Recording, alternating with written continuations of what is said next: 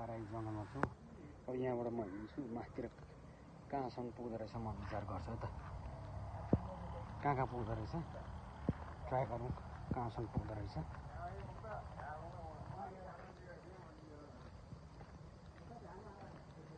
यो चाहिँ एउटा पिकनिक स्पट हो। पिकनिक गर्ने आउँदो रहेछ बेलुका। यो जङ्गलमा छिर्नलाई चाहिँ बेलुका 7 बजे भित्रमा चाहिँ इन्ट्री गरिसक्नुपर्ने भन्ने कुरा छ।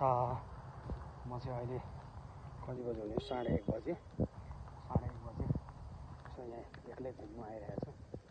कस्तो के रहेछ तर बबाल छ जङ्गल थुप्रै छ। के हो सल्ला हो कि के को यो रुखहरू चाहिँ भयङ्कर रहेछ। यतातिर चाहिँ गएछ बाटो बन्द रहेछ। बाइक गाडीहरू यता आउँछ तर कहाँसम्म पुग्दो रहेछ यसो हेरौँ न भनेको हो भन्न खोजेको। कहाँसम्म पुग्दो रहेछ ट्राई गरौँ। ए मन्दिरहरू पनि रहेछ त्यहाँ ठाउँ ठाउँमा मन्दिर पनि रहेछ। जो बस्नुको लागि होइन त्यो पिकनिक स्पटलाई चाहिँ एक नम्बरै ठाउँ रहेछ क्या। त्यो भएर मान्छे धेरै आउँदो रहेछ नि त यहाँ पिकनिकहरू घुम्न लागि साइक्लिङको लागि सबैको लागि आउँदो रहेछ यहाँ। बाइकहरू सिक्नुलाई साइकल स्कुटीहरू किनभने यहाँ खुल्ला हुन्छ गाडी खासै हुँदैन। त्यो भएर यहाँ मान्छे आउँछ धेरै। शीतल हावा राम्रो छ यस बबाल छ ठाउँ त।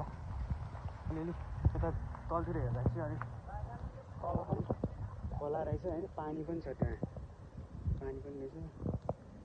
दामी छ दामी रुखहरू घाँसहरू। म त्यहाँसम्म चाहिँ उहाँसम्म चाहिँ जान्छु म। जुन त्यो एउटा मन्दिर जहाँ देखिन्छ अनि त्यहाँ कालो ट्याङ्की छ त्यहाँसम्म चाहिँ जान्छु।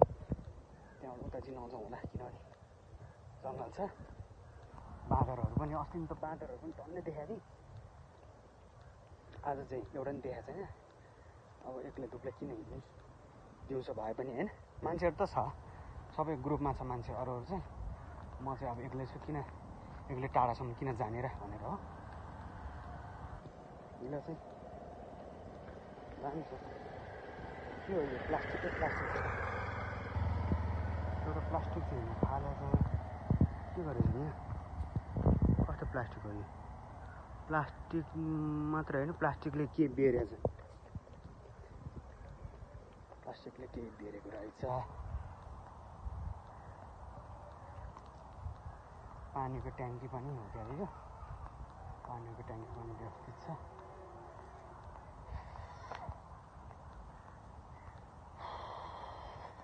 श्री गणेश मन्दिर रहेछ ए ल श्री गणेश मन्दिर भन्ने यहाँ रहेछ। मन्दिरै मन्दिर दामी दामी मन्दिरै मन्दिर छ खतरा छ। यो चाहिँ यो धारा रहेछ। धारा आउँछ आउँदैन आउँदो रहेछ आउने हो कि अरे राम्रो छ।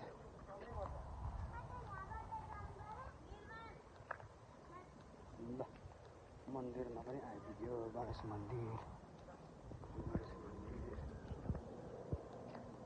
ए पार्किङहरू यता जोस् यो सबै नै पिकनिक स्पट रहेछ। साइकलहरू के अरे ट्याक्सी गाडीहरू बाइकहरू।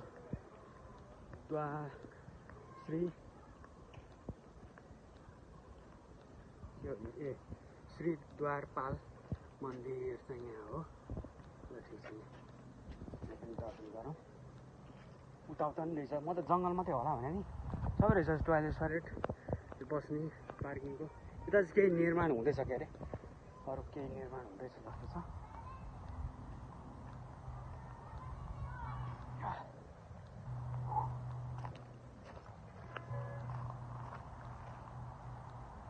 ल यहाँसम्म रहेछ गाडी आउने पनि।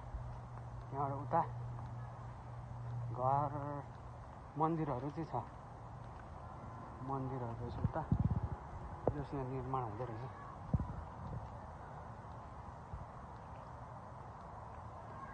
तर पानी पऱ्यो भने चाहिँ शीतलाउनु अलिअलि मिल्छ।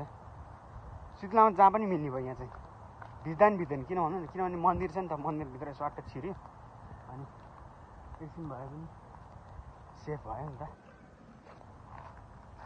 तर यो ठाउँ कस्तो मलाई त उ लाग्यो क्या ठाउँ राम्रो छ तर यसरी सब गइरहेको छ क्या। यो चाहिँ रुखहरू पनि ढल्या हो कि जस्तो नि छ। यहाँबाट भाँसिरहेको छ, रोड पनि बाटो पनि भाँसिरहेको छ।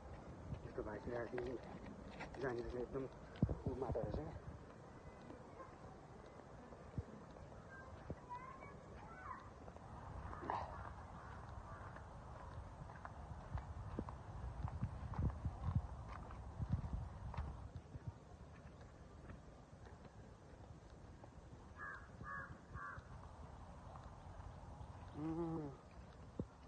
घरहरू मन्दिरहरू त रहेछ नि, त्यहाँ घरै घर छ।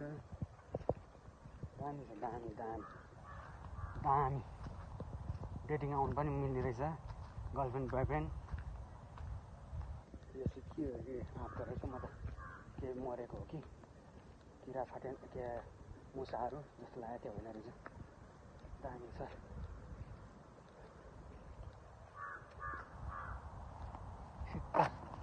पानी पऱ्यो भने चाहिँ मैले एउटा टोपी मात्रै ल्याएको छु, छाता साता केही पनि ल्याएको छैन। भिज्न चाहिँ भिज्न सक्छ जस्तो छ।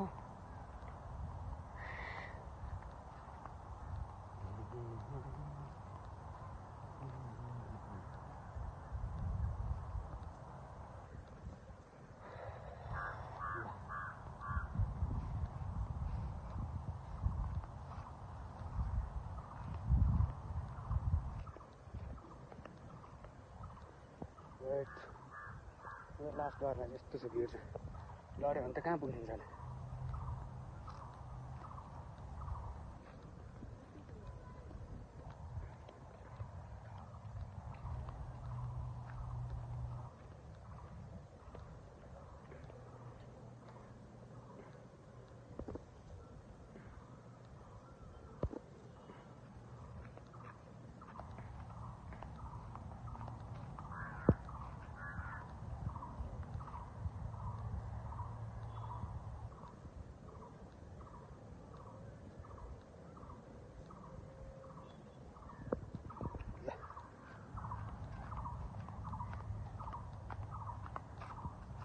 यता बाटो छ त, चिप्लिनु सक्छ। यता बाटो छ कि छैन, तर यहाँ व्यवस्था पनि खत्तमै रहेछ नि। सब यहाँ खाएको फालेको है, कुरकुरे बियरको बोतल छ। डस्टबिन चाहिँ छैन क्या हो,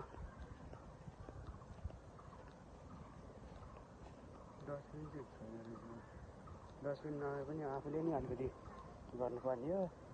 मान्छे त नेपाली त अब के भन्नु, नेपालीलाई भन्ने साध्य छैन। यहाँ त बाटो कस्तो नराम्रो बाटो, कसरी छिर्ने यहाँबाट झर्ने। यहाँबाट झरौँ जसरी भयो।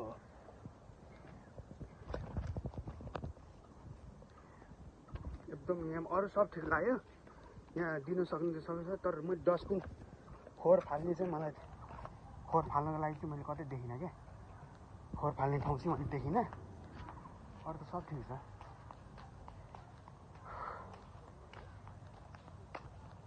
फोहोर फाल्ने हो मलाई मैले कतै देखिनँ, अरू ठिक छ।